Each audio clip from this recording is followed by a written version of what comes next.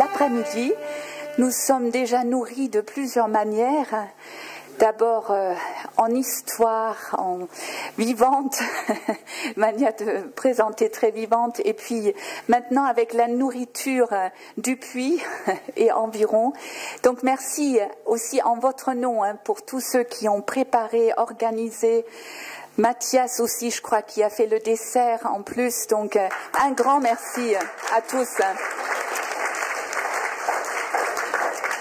Et à ceux qui ont eu le souci de le préparer et de l'amener. Merci à vous. Voilà, maintenant, nous rentrons dans la partie, la spiritualité de la réforme ignatienne, avec Serge Monnier, que j'accueille en votre nom. Alors, je ne peux pas me tourner vers vous et puis en plus parler dans le micro. Donc, Serge Monnier était ancien maire du Puy, et puis aussi député du Puy-en-Velay. Et puis, il est surtout agrégé de philosophie. Et il a longtemps enseigné ici au Puy-en-Velay, m'a-t-il dit, je crois 45 ans. Mais cela ne l'empêche pas, au contraire, de s'intéresser à un tas d'autres questions, un tas d'autres champs, et notamment aussi donc la spiritualité de Saint Ignace. Et donc, on va rentrer aussi dans des questions plus théologiques, peut-être, cet après-midi. Voilà. Alors, je vous cède tout de suite la parole parce que nous avons juste 1 heure. Merci. Merci. Avant de commencer mon propos, je vais vous donner quelques indications bibliographiques pour prendre la suite de ce qui a été fait à l'instant. Alors, l'essentiel de ce que je vais vous dire est tiré de 2 petits ouvrages. Ces ouvrages ne sont pas dans la librairie là-bas, je vous signale. Deux petits ouvrages que vous avez ici. Celui-ci, ce sont les exercices spirituels de Saint Ignace. Voilà, c'est un petit livre, enfin. Bon. Et puis également celui-ci, le fameux récit du pèlerin, dans lequel Saint Ignace raconte ses débuts. Un livre qu'il a dicté vers la fin de sa vie, et c'est pourquoi il parle à la 3e personne, le pèlerin il. Et puis, en complément de ces textes, qui sont extrêmement riches, et donc je vais essayer de tirer, je ne dirais pas la substantifique moelle, mais quelques éléments importants et instructifs, je vous recommande ces 3 ouvrages, vous voyez, c'est pas compliqué, 3 petits ouvrages, alors, qui sont tout récents, ils viennent de sortir, je ne dis pas qu'ils sont sortis la veille, hier, non, mais ils sont récents. Celui-ci, c'est une biographie d'Ignace de Loyola par Enrique Garcia Hernán, excusez, c'est un espagnol, voilà. Et on nous dit d'ailleurs que c'est intéressant parce que c'est la première fois qu'un non-jésuite prend le risque de faire une biographie de Saint Ignace. Voilà, très, très intéressant, et surtout sur le Saint Ignace d'avant ce qu'on appelle sa conversion, Manrese, etc. Deuxième point, à propos des exercices, cette fois-ci, celui qui vient également de sortir, d'un jésuite belge qui s'appelle René Lafontaine, l'originalité des exercices d'Ignace de Loyola. Extrêmement intéressant, il suit pratiquement les exercices à la ligne. Et puis, toujours en complément, pour avoir une idée, cet ouvrage qui vient de sortir, dans la publication des œuvres complètes du grand théologien jésuite Karl Rahner, vous avez ce volume, L'Esprit ignatien, écrit sur les exercices et sur la spiritualité du fondateur de l'ordre. Donc vous voyez, ça correspond à peu près à mon propos. Voilà, ça c'était pour les indications bibliographiques. Mais je voudrais commencer ce propos par quelque chose d'un petit peu anecdotique, mais qui, à mon avis, peut être considéré comme significatif. Le dimanche 3 septembre dernier a eu lieu dans l'émission Le Jour du Seigneur à la télévision la présentation d'un documentaire qui était annoncé sous le titre « Les réformes du XVIe siècle ». Avec des explications, on nous disait « un siècle de réformes au pluriel, à l'extérieur et à l'intérieur de l'Église ». J'ai regardé cette émission, bien sûr, attentivement, mais j'ai constaté que cette émission, qui a duré 52 minutes, n'a mentionné Ignace de Loyola que le temps de 29 secondes. Donc même pas une demi-minute. Donc nous avons bien là une présentation totalement déséquilibré. Et je pense que si les organisateurs de ce colloque m'ont invité à parler de Saint-Ignace, c'est pour rétablir peut-être un petit peu les choses et dans un souci d'équité, sinon de parité, permettre à Saint-Ignace, qui est quand même un grand réformateur du XVIe siècle, d'être présent ici. Pourquoi cette présentation déséquilibrée est-elle regrettable? Parce qu'elle entretient dans le grand public les stéréotypes que vous connaissez bien. Au XVIe siècle, qu'y a-t-il eu? La réforme, là, au singulier. La réforme, avec les réformés. Et ensuite, qu'est-ce qu'il y a eu? La réaction, la contre-réforme. Voilà ce que les gens retiennent. Et du coup, ils font des assimilations, des glissements sémantiques. Ils se disent, la réforme au XVIe, c'est nouveau. Si c'est nouveau, c'est le progrès. Si c'est le progrès, c'est progressiste. Et après, qu'est-ce qui arrive? La contre-réforme, les réactionnaires conservateurs qui veulent maintenir l'Église dans sa situation, je dirais, lamentable. Voilà ce qui se répand dans les esprits un peu partout et qui est avalisé par une émission comme celle dont je déplore la répartition du temps. Mais, si on regarde bien, dès le XVe et le XVIe siècle, et cela nous a été dit hier par vous, pasteurs, etc., eh bien, il y a beaucoup de personnes, beaucoup de groupes. Ce matin, Martin Framont nous l'a dit, les ordres religieux, les ordres mondiaux, parlent de réforme. Beaucoup veulent de la réforme. Mais quand ils veulent de la réforme, dans l'Église, ils ne veulent pas du nouveau. Ce qu'ils veulent, c'est un retour à l'authenticité du christianisme, dans ses origines et dans ses fondements. Eh bien, on peut dire que ce fut le cas de Martin Luther, de Jean Calvin, après beaucoup d'autres. Mais ce fut aussi, en même temps qu'eux, ils sont à peu près contemporains, surtout Luther et Ignace, pour Ignace de Loyola, qui lui-même ne s'est pas d'abord positionné comme étant contre la réforme. Non. Il a voulu promouvoir une réforme spirituelle. Il l'a initiée, et pour la répandre, il a fondé la fameuse Compagnie de Jésus. Je vais donc essayer de vous présenter donc, ce que j'appellerais la réforme spirituelle d'Ignace de Loyola. Et pour ce faire, je m'appuierai sur un passage de l'Évangile que vous connaissez. « Tout scribe devenu disciple du royaume des cieux est semblable à un propriétaire qui tire de son trésor du neuf et du vieux. » Et je vais essayer de vous montrer que c'est ce qu'a fait Ignace de Loyola. Il a tiré du vieux, il a utilisé des données de la tradition, il a utilisé aussi du nouveau pour faire du neuf, on verra comment. 3 parties dans mon exposé. D'abord, je vais vous montrer les éléments qui sont tirés de la tradition. Oh, non pas tous, mais je vais vous en citer quelques-uns pour vous montrer que ce n'est pas une sorte de génération spontanée. Ignace n'apparaît pas tout d'un coup avec une révélation, même si les visions plus ou moins extatiques ont une place importante dans sa démarche. Ça, ce sera la tradition recueillie. Et puis ensuite, je vous montrerai comment l'intégration de ces éléments est due à un projet novateur qui les ordonne en vue, justement, d'une finalité nouvelle. Et puis enfin, je vous montrerai comment la réalisation de cela produit ce que j'appellerais une synthèse originale. Certains diront peut-être parfois qu'il y a là la conciliation des inconciliables. Certains diront, ah bon, il dit lui aussi en même temps. Mais après tout, le monsieur en même temps a été chez les jésuites, comme vous le savez, ça vient peut-être de Saint-Ignace aussi. Voilà. Alors, première partie donc, des éléments tirés de la tradition.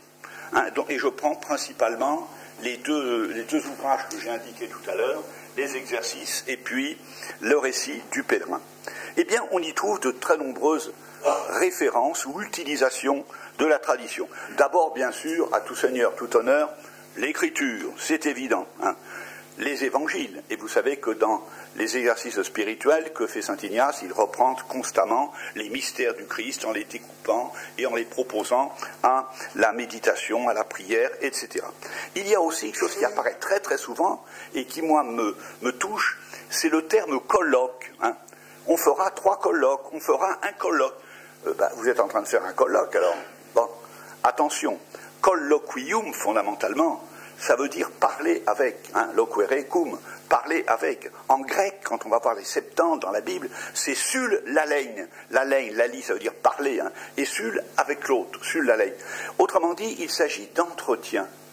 Rappelez-vous, Ignace, dans les exercices, nous dit que un colloque, eh bien, c'est justement un entretien dans lequel on parle avec son ami face à face, on s'entretient. Mais c'est pas nouveau. Vous remontez à l'Exode, 33, 9, 11, et vous voyez que l'on nous dit que Moïse, lui aussi, s'entretenait avec Yahvé face à face, comme un ami parle à un ami. Yahvé conversait avec Moïse face à face, comme un homme s'entretient avec son ami. Cette idée que la relation de prière avec Dieu, ce n'est pas une supplication, ce n'est pas une imploration, ça peut être aussi cela, mais ce n'est pas que cela, ce n'est pas non plus seulement une action de grâce, c'est un colloque, un colloquium. On parle avec Dieu lui-même comme entre amis. Je vous rappelle que sur le Tabor, dans la transfiguration du Christ, Jésus est là avec Moïse et Élie, et on dit qu'ils s'entretenaient ensemble. C'est le même verbe en grec que celui que vous avez dans les 70 pour Moïse, sur la leigne, ils parlent ensemble. Donc ça, c'est extrêmement important, et vous voyez que saint Ignace lui accorde une place première. Et puis il y a également dans ces exercices, dans le texte, il y a de nombreuses utilisations de ce qui vient de saint Augustin, de saint Thomas, ou encore de saint Bonaventure. Je vous en prends rapidement quelques exemples. La fameuse utilisation... Ah, alors je ne tiendrai pas la distance là. Alors, je voulais juste une chose. Vous n'avez pas besoin de prendre des notes exhaustives parce que nous aurons les actes de ce colloque. Oui. Et justement, donc, on vous a demandé de vous inscrire. Donc, vous pouvez prendre juste des notes essentielles pour vous. Et puis, mais vous aurez tout cela par écrit et ce sera aussi enregistré. Voilà. Mais c'est vrai qu'on est un petit peu pressé par le temps. Et du coup, j'ai demandé à M. Monnier de respecter le temps. Voilà, on est tiraillés entre les différentes exigences. Oui.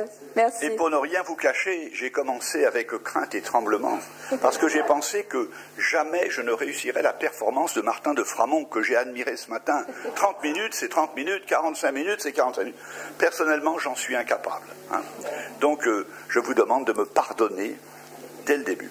Donc, je reprends les trois puissances de l'âme, selon saint Augustin, qu'on trouve chez saint Thomas et les grands scolastiques, la mémoire, l'intellect et la volonté. Vous trouvez ça sans cesse dans les exercices. De même, il y a un très beau texte sur l'amitié. L'amitié comme communication mutuelle de son bien.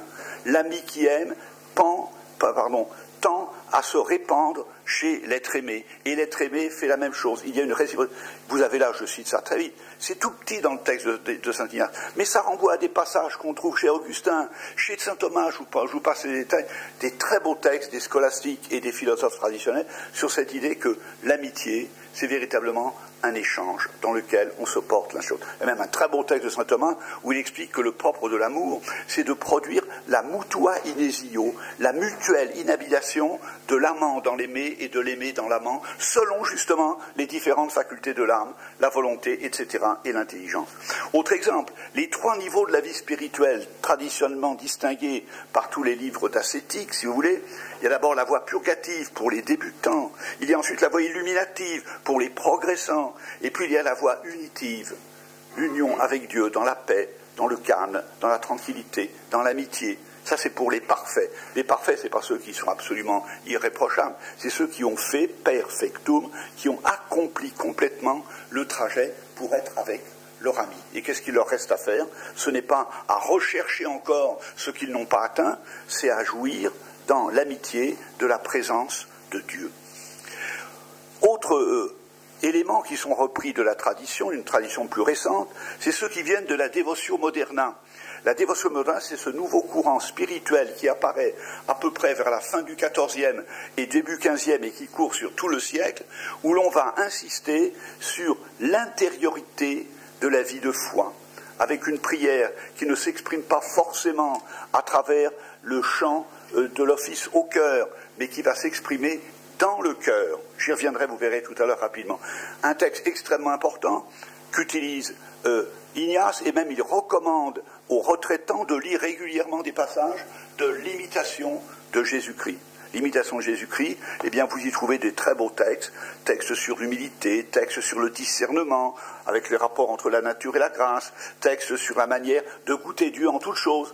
Pour ceux qui connaissent un petit peu Saint Ignace, vous avez là des éléments qu'on retrouve chez Saint Ignace. Vous allez voir également des éléments qui proviennent de ce qu'on appelle les exercices de la vie spirituelle, qui avaient été rédigés par Garcia de Cisneros, qui était le père abbé de l'abbaye bénédictine de Montserrat, car après Manrès, Ignace est passé à Montserrat, et on lui a donné un petit digeste comme ça, d'exercice spirituel. Cela l'a inspiré.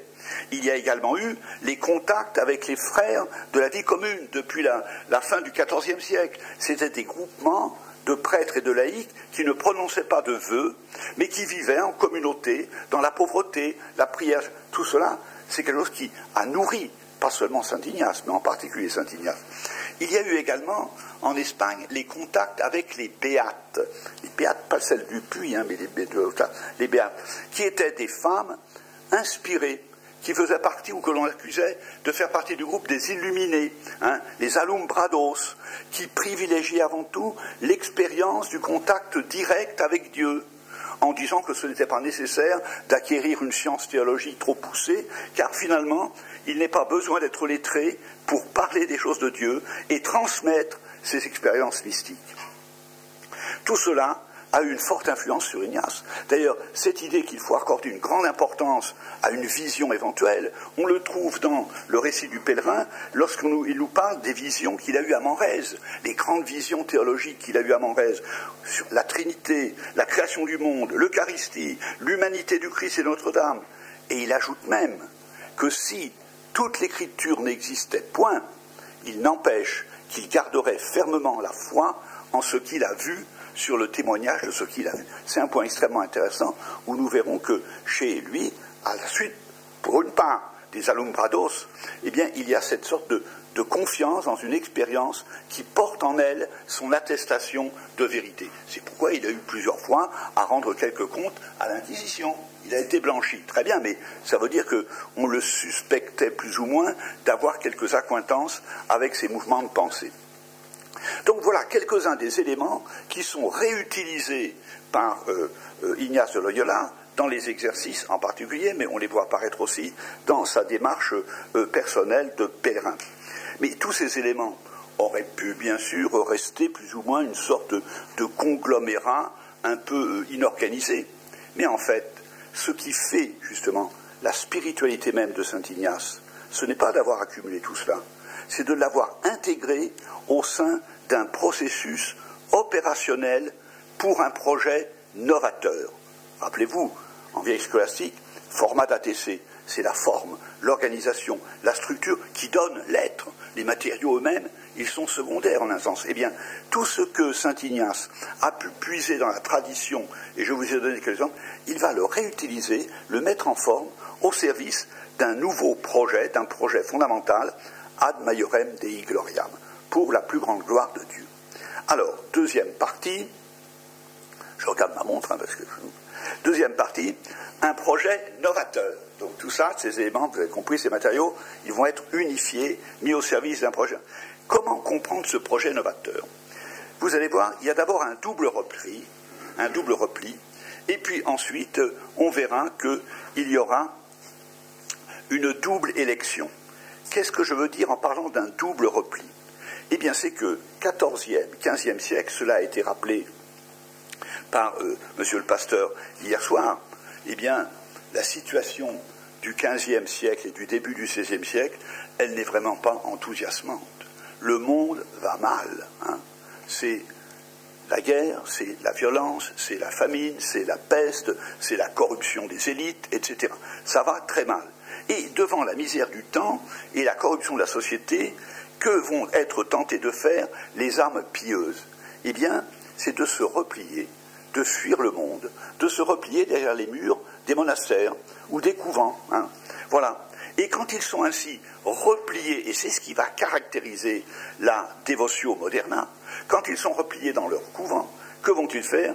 Eh bien, ils vont passer de la prière, enfin, ils ne vont pas la supprimer, mais ils vont ajouter à la prière ecclésiale et communautaire, chanter l'office au cœur, la piété personnelle dans le secret du cœur, s'unir à Dieu directement, pour se protéger, et finalement, en quittant le monde, en rentrant au couvent, de là et en rentrant au son propre, de là passer directement à la dimension supérieure, Dieu, en abandonnant d'une certaine façon le monde à son triste sort. Bon. Quand j'ai lu et quand je vois ces textes, ça me fait penser à un petit passage. Dans la République de Platon, il y a un petit passage où Socrate explique que lorsque quelqu'un a le naturel philosophe, il aurait tout ce qu'il faut pour pouvoir, je dirais, participer à la vie publique et donc donner à la collectivité la sagesse dont elle peut manquer. Mais quand il voit l'état de délabrement, l'injustice qui règne, le manque de santé, la maladie qui est dans la société, etc., qu'est-ce qu'il va faire? Et qu'est-ce qu'il peut faire de mieux, nous dit-il? C'est se mettre à l'abri. Un peu comme quelqu'un qui, voyant arriver la tempête de sable, se couche derrière le petit muret pour la laisser passer au-dessus de lui, très heureux de pouvoir éviter d'être ainsi emporté et de pouvoir vivre avec l'espérance d'une belle issue, c'est-à-dire d'une vie après la mort. C'est chez Platon. Eh bien, on peut penser que ces hommes, ces femmes, pieux, pleines de piété, eh bien, devant l'état du monde, vont se replier derrière les murs et se replier au fond de leur cœur pour passer directement dans l'autre dimension. Or, justement, ce qui va caractériser Ignace de Loyola, c'est qu'il ne va pas se contenter, se satisfaire de ce qu'on pourrait appeler cette stratégie. Non, car il y a un appel à la mission. La question est la suivante: faut-il abandonner le monde à son triste sort? Faut-il se résigner à ce double repli? Non, ce n'est pas la volonté de Dieu pour son Église et pour ceux qui veulent le servir. Que dit Jésus dans Jean 12, 47? Je ne suis pas venu pour juger le monde, mais pour sauver le monde. Rappelez-vous, le verbe juger en grec, c'est krinein. On pense tout de suite à un jugement avec quelqu'un. Mais fondamentalement, le verbe krino, il veut dire séparer, trier, établir une ligne de démarcation. Lorsque Jésus dit qu'il n'est pas venu pour juger le monde, ça veut dire qu'il n'est pas venu pour séparer le monde, pour le rejeter hors de la sphère du divin. Mais au contraire, il est venu pour sauver le monde, c'est-à-dire pour le ramener à Dieu, pour l'intégrer à cette sphère du divin. Mais alors, il faut que cela s'accomplisse, puisqu'il dit « je ne suis pas venu pour, mais pour ». Et d'autre part, il nous dit que Dieu travaille sans cesse. Mon Père travaille toujours, et moi aussi je travaille. Cette phrase, vous la retrouvez dans les exercices de saint Ignace. Il faut être actif, il faut agir. Et du même coup, il y a obligation de participer à la mission et à la moisson. Mais alors, que faire? Dans quelle direction faut-il s'engager? Quelle action faut-il mener? Et c'est là que va apparaître une double élection. Dans les exercices, on nous parle souvent de faire élection. Une double élection. Vous avez d'abord une première élection, qui est l'élection générale, à l'égard de tous ceux que Dieu appelle au salut. Rappelez-vous ce texte fondamental du début des Éphésiens: « Béni soit le Dieu et Père de notre Seigneur Jésus-Christ, qui nous a élus en lui dès avant la création du monde, pour être saints et immaculés en sa présence, dans l'amour, en agapé, déterminant par avance que nous serions pour lui des fils adoptifs par Jésus-Christ notre Seigneur. » Autrement dit, ça c'est la première élection. Tous les hommes sont appelés.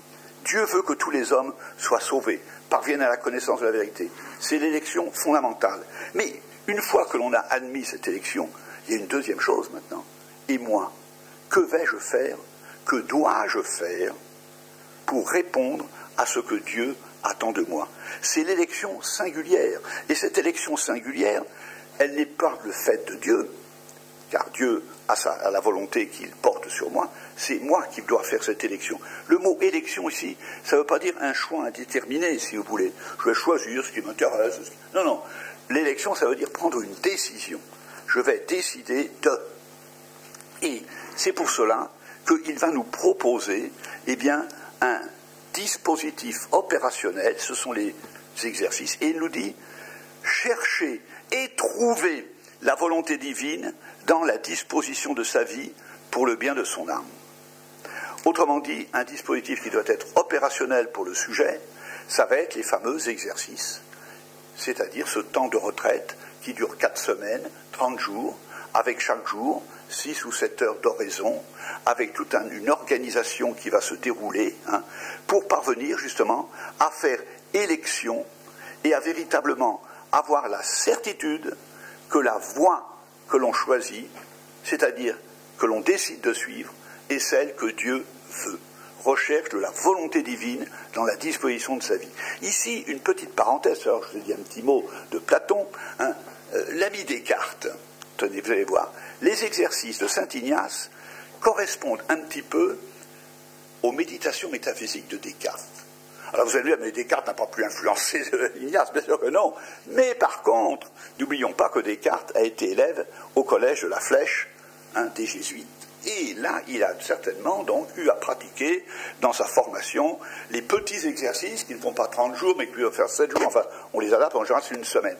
Si vous regardez les méditations métaphysiques de Descartes, c'est intéressant. Rétrospectivement, il y a 6 méditations, comme les 6 jours de la semaine. Lundi, mardi, mercredi, jeudi.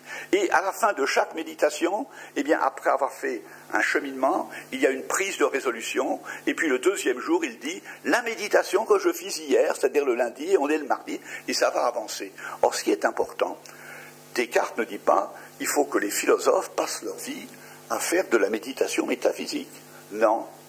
Mais il dit, pour pouvoir faire des sciences, et donc devenir comme le maître et le possesseur de la nature grâce à nos connaissances, il faut s'assurer que l'esprit humain est un bon instrument de connaissance. Et si nous allions nous planter, et si nous allons nous tromper, comme se sont trompés les anciens, jusqu'à ce que Copernic et Galilée arrivent à propos du géocentrisme et des géocentrismes, alors il propose des méditations métaphysiques. Et on fait d'abord, première journée, le fameux doute méthodique. Et puis à la fin, il y a le fameux malin génie qui est là. Et puis ensuite, deuxième jour, eh bien, il va y avoir la découverte du cogito. Et avec la découverte du cogito, on va découvrir une vérité d'existence. La pensée existe, j'en suis sûr, je ne peux pas la nier. Car au moment même où je veux penser qu'il n'y a rien, je ne peux pas ne pas penser qu'il y a quelque chose qui est la pensée qui le pense. Et puis deuxièmement, il y a également une vérité d'essence. Qui suis-je, moi qui suis certain que je pense? Je suis une substance dont toute la nature ou essence n'est que de pensée. C'est le dualisme cartésien là. Et puis il y a la vérité de méthode. Comment suis-je arrivé à cette certitude? En appliquant une méthode très simple, c'est la recherche de l'évidence. Car quand je suis dans l'évidence, je suis dans la certitude. Mais pour arriver à l'évidence, il faut rechercher l'idée claire et distincte, etc. Je vous passe les détails. Ce qui m'intéresse ici, c'est que vous voyez, Descartes ne dit pas « faites de la métaphysique toute votre vie ». Lui, il veut faire de la science, Descartes. C'est un homme de moderne. Eh bien, il dit seulement qu'il faut commencer par faire de la métaphysique pour poser les bases, être sûr que l'on n'est pas sur une mauvaise voie. Mais c'est exactement ce que saint Ignace nous propose avec les exercices spirituels. Il dit, vous voulez servir Dieu, mais il faut que vous ayez d'abord l'assurance que la voie que vous allez emprunter n'est pas le fruit d'une illusion, n'est pas une erreur, n'est pas une voie de perdition pour vous. Comment le faire? Eh bien, quels vont être les points essentiels de ce dispositif? Il va d'abord y avoir l'attitude de l'indifférence. Je vous passe toutes les citations, je ne vais pas vous donner parce que bon, le temps presse. L'indifférence. Il faut commencer par se rendre indifférent. Se rendre indifférent, ça ne veut pas dire qu'on est dégoûté de tout, qu'on dit ça ne vaut rien. C'est prendre conscience qu'aucune réalité qui n'est pas Dieu mérite d'être considérée comme un absolu. Donc il faut se mettre dans une situation de neutralité, de manière à pouvoir être bien sûr que le choix que l'on va faire, la décision que l'on va prendre, ne sera pas due à l'influence de nos dispositions naturelles, des circonstances sociales ou politiques, non, mais que ce sera vraiment dû à la volonté de Dieu. Donc une attitude d'indifférence, de détachement qui va fonctionner. Ensuite, et c'est ici que l'on retrouve, ce matin, Martin Farman l'a dit, le fameux perinde ad cadaver. Alors, on peut discuter, parce qu'il y a des textes qui expliquent que ce n'est pas une formule vraiment ignatienne, paraît-il. Bon, mais enfin, admettons-la, toujours, ici. À partir de là, quand on est dans cette attitude d'indifférence, eh bien, il va falloir porter attention au mouvement de l'âme, à ce qu'il appelle l'émotion intérieure, les sentiments que l'on éprouve. Et c'est là que doit intervenir ce qu'il appelle, c'est très connu bien sûr, le fameux discernement.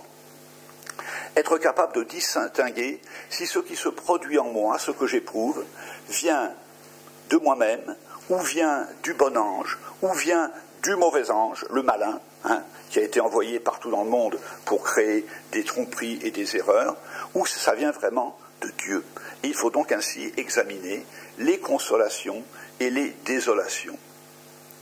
Donc, pour faire cette distinction, il va falloir avoir un critère solide, de même que chez notre ami Descartes, il y avait quelque chose de fondamental avec le fameux cogito, je pense, je suis, par la transparence même du vécu de conscience, vous avez compris.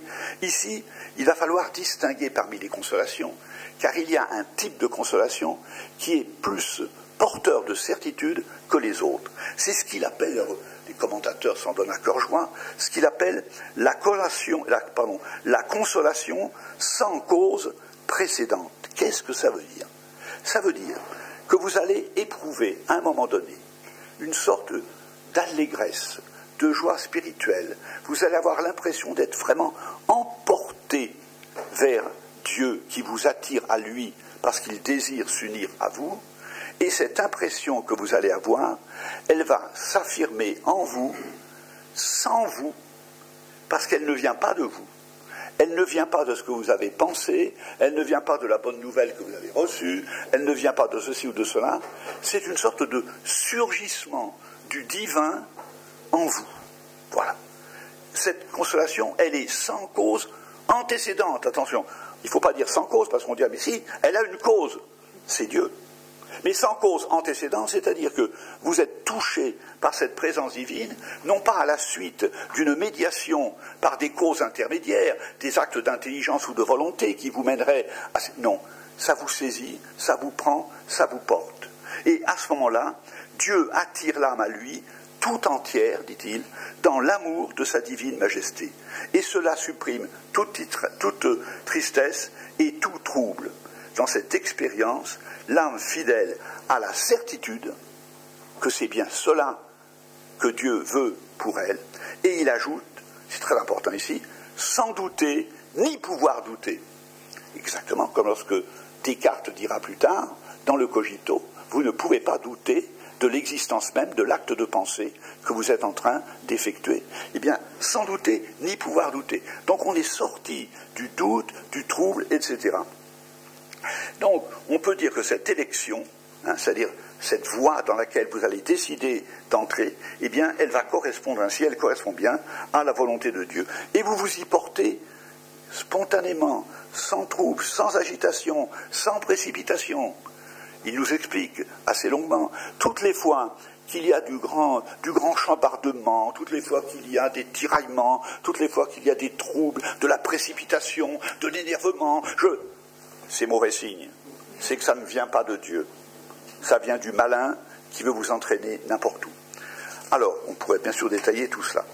Voilà ici, vous voyez bien, quel est justement ce dispositif opérationnel que Ignace met en place pour permettre à ceux qui veulent participer à l'action de Dieu pour le salut du monde de trouver la voie qui est la leur. Mais alors, vous comprenez bien qu'il ne s'agit pas de répéter indéfiniment les 30 jours des exercices spirituels. Ce n'est pas l'objectif ultime, c'est le point de départ, la base sur laquelle on va s'appuyer. Est-ce que ça veut dire que tout ce qui s'est produit pendant les exercices doit être oublié? Non, parce qu'en faisant les exercices pendant ces 4 semaines, vous avez découvert tout un ensemble d'activités spirituelles que vous allez pouvoir reprendre. Mais je dirais le bloc compact, opérationnel de cette machinerie spirituelle, vous n'allez pas la remettre en route systématiquement. Une fois que vous êtes engagé dans votre voie, vous pouvez avancer. Par exemple, apprécier les consolations sans grosse antécédente, lorsqu'il faut faire une élection. Également, vous allez pouvoir être amené donc dans la méditation à prier sur tel ou tel mystère de la vie du Christ, etc.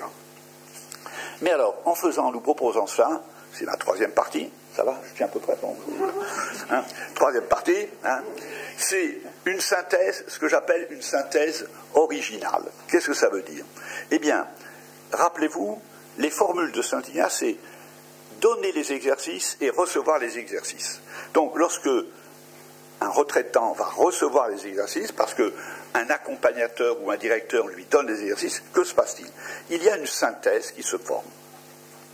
D'abord, je dirais que cette voie spirituelle que nous propose ici Saint Ignace, elle concerne l'être humain dans toutes ses composantes. c'est l'humain intégral qui est concerné par cette démarche. En effet, dans la pratique de l'oraison qu'il nous présente, toutes les facultés de l'esprit sont mises en activité. Je vous l'ai dit tout à l'heure, la mémoire, l'intelligence, la volonté, mais même l'imagination et les diverses sensations pour la composition ou la construction du lieu, ainsi. Et on peut dire que cela est dû, j'y reviendrai tout à l'heure, avec la dévotion au Sacré-Cœur, cela est dû à l'importance qui est accordée à l'humanité même de Jésus-Christ. Vous voyez que sur ce point, Descartes n'est plus tout à fait en accord avec saint Thomas, avec Ignace, parce que Descartes, lui, il demandera dans les méditations métaphysiques de abstrahere mentem a sensibus, c'est-à-dire retirer l'esprit du commerce des sens. Ce n'est pas le cas du tout de saint Ignace. Il dit qu'il faut utiliser l'imagination, le souvenir, les sensations, la vision, etc. Ça, c'est toutes les facultés de l'esprit. Également, toutes les facultés du corps. Ce n'est pas un individu désincarné, ce n'est pas un pur esprit qui est là devant nous.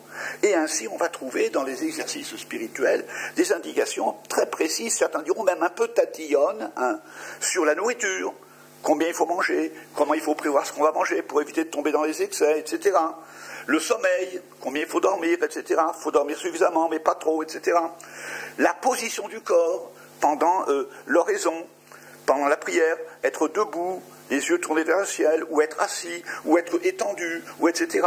Il va même indiquer l'utilisation du rythme de la respiration. La prière où on dit un mot du Notre Père à chaque aspiration et inspiration, dans le calme. Bon.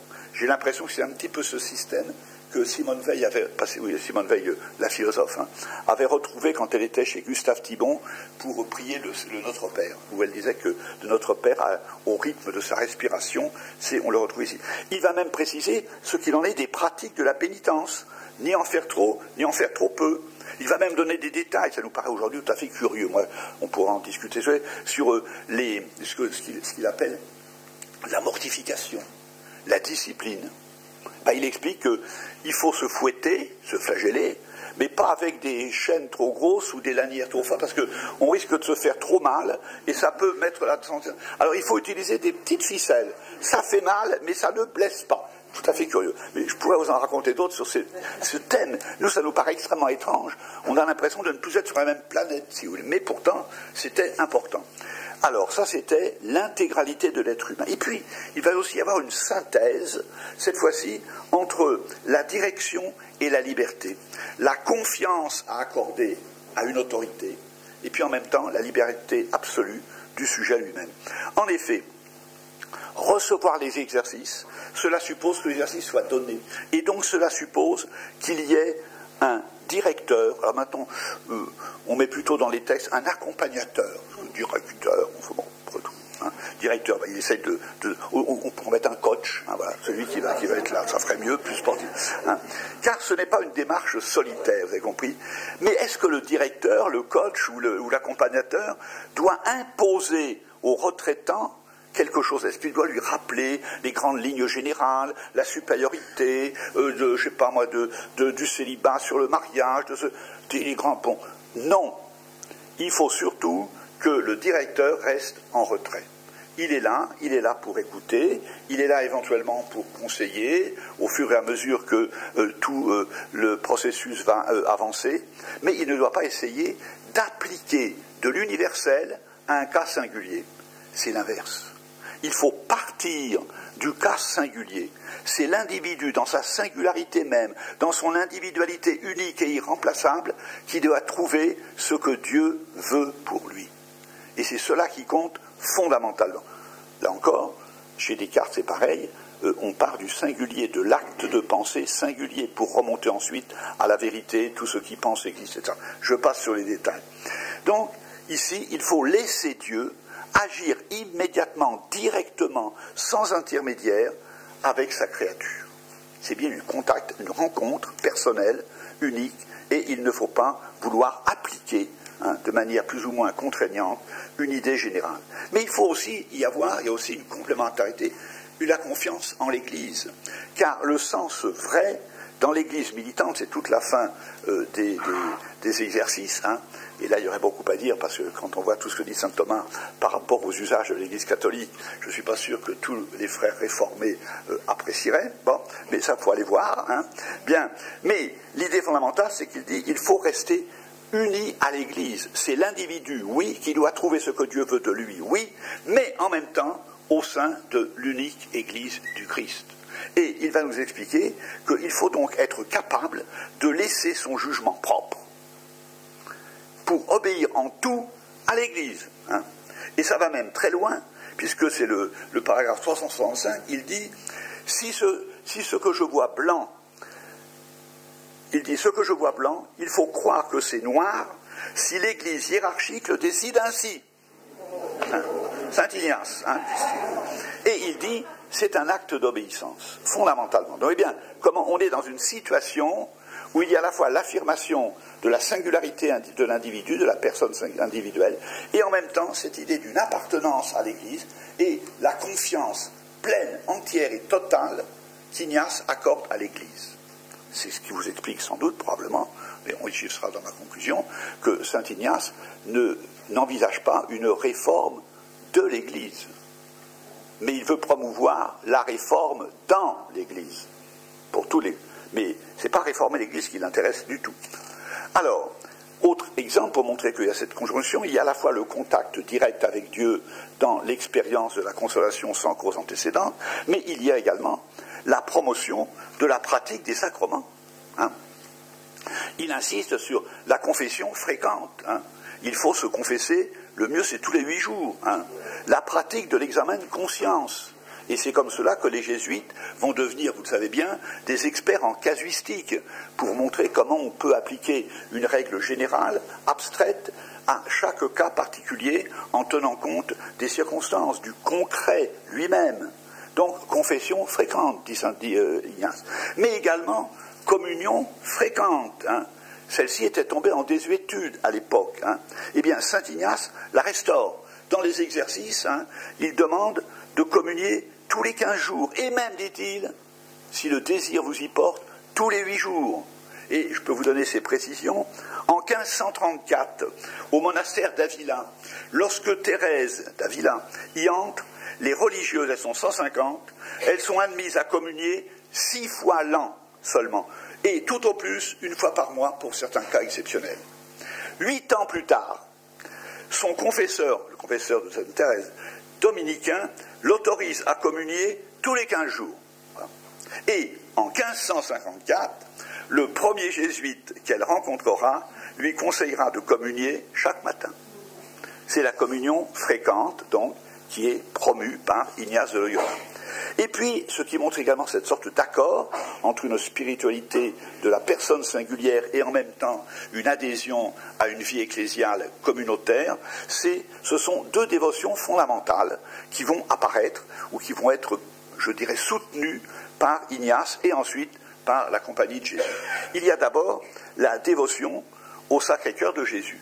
Effectivement, cela est reconnu que, bien sûr, saint Ignace puis les jésuites ont été les promoteurs de cette dévotion. Elle repose sur quoi, cette dévotion? Il y a des spécialistes dans la salle, Monseigneur, on est de cette question. Il s'agit, me semble-t-il, fondamentalement, de prendre au sérieux l'humanité même de la personne de Jésus-Christ. Nous sommes souvent tentés, et quand on regarde les textes du XIVe siècle, avec des gens comme Catherine de Sienne ou d'autres, même si vous prenez les mystiques rénants, hein, Maître Écart, Tolère, Suzeau, etc., en matière de mortification ahurissante, allez voir Suzeau, oh là là, moi ça me fait frémir. Hein, bon. Mais si on regarde bien, il prêchait principalement à démonial, c'est vrai, mais ce qu'il leur proposait en premier, c'était de dépasser d'une certaine façon l'humanité même, pour atteindre, par l'intermédiaire de l'humanité, le Verbe éternel en Dieu. Autrement dit, il y avait une espèce de mouvement anagogique qui faisait qu'on dépassait l'humanité de Jésus. Autrement dit, on la considérait, cette humanité, comme étant une sorte de moyen, de signifiant arbitraire, comme on dirait en linguistique, qui a permis à Dieu de nous parler. Bon, mais il faut passer par-dessus. Et non, Il ne faut pas passer par-dessus. Il faut s'ancrer fondamentalement dans cette idée que la personne de Jésus-Christ, le fameux suppositum, comme disaient les scolastiques, eh bien, a les deux natures, et donc active dans les deux natures les opérations propres à chacune de ces natures. Et donc, la vie du Christ, dans sa réalité charnelle, le cœur du Christ, comme amour humain, mais assumé, exercé par une personne divine, c'est quelque chose dont il faut avoir la dévotion, c'est la dévotion au Sacré-Cœur. Et puis, autre chose, et ce sera, j'arrive tout à fait, bon, c'est la dévotion à la Vierge Marie. Hein, très importante, cette dévotion à la Vierge Marie. 3 petits points pour la souligner. Hein. Le premier, c'est ce fameux épisode qui est raconté ici de saint Ignace lorsqu'il fait un petit bout de chemin avec un mort, les mauresques, hein, donc en Espagne. Alors il se retrouve lui sur son âne ou son mulet, je ne sais plus, et puis l'autre aussi, et pendant quelque temps il s'avance de conserve. Très bien. Et ils en viennent à discuter de la Vierge Marie. Ah. Et alors, on nous dit que le mort ne fait pas de difficulté pour accepter que Jésus ait été conçu, la Vierge Marie étant vierge. Donc, la conception virginale de Jésus dans le sein de Marie, il dit d'accord. Mais alors, allez dire qu'elle est Semper Virgo, comme on dit dans le Subtuum Praesidium, hein, Semper Virgo, toujours là. Ben non, c'est pas possible. Si elle accouche, elle n'est plus vierge. Bon. Mais alors, Ignace, qui avait gardé les réflexes des chevaliers qui voulaient servir leur noble dame, puisque je vous passe des détails parce que le temps presse, eh bien, qu'est-ce qu'il fait? Il se dit, mais c'est pas possible, hein, il faut reconnaître la qualité même, la vertu même de la Vierge Marie, qui est Semper Virgo. Alors l'autre, le mort, il a pris les devants, il est parti devant, il dit, je le rattrape, et je le provoque en duel, et je le tue.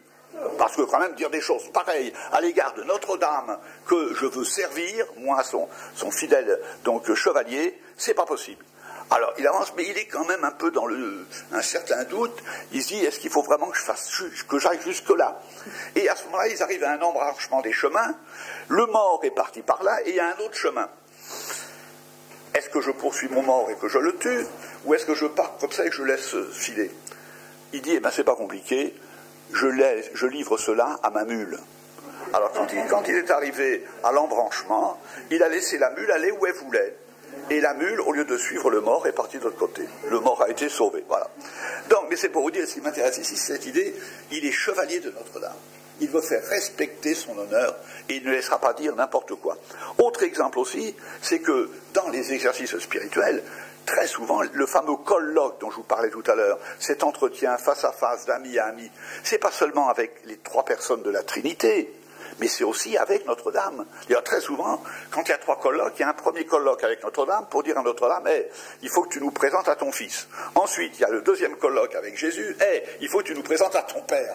Et ensuite, il y a le dernier colloque avec le Père. Donc, Notre-Dame, elle fait partie de ces réalités saintes avec lesquelles Laurent va prier et va s'entretenir. C'est un point extrêmement important.